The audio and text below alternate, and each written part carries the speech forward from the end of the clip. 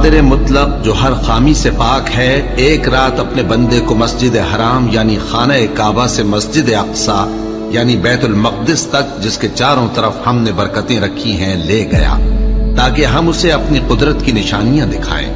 بے شک وہ سننے والا ہے، دیکھنے والا ہے۔ ستارے کی قسم جب غائب ہونے لگے کہ تمہارے رفیق یعنی ہمارے نبی نہ رستہ بھولے ہیں نہ بھٹکے ہیں، اور نہ یہ خواہش نفس سے کچھ بولتے ہیں۔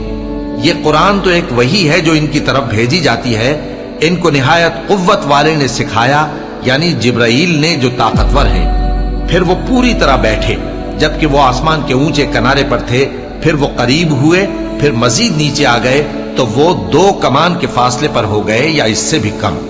پھر اللہ نے اپنے بندے کی طرف جو حکم بھیجا سو بھیجا۔ جو کچھ انہوں نے دیکھا ان کے دل نے اس کو جھوٹ نہ جانا۔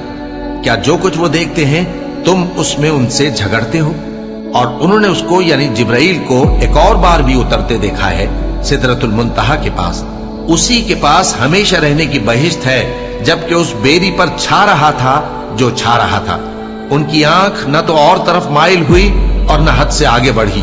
انہوں نے اپنے پروردگار کی قدرت کی بہت ہی بڑی بڑی نشانیاں دیکھی۔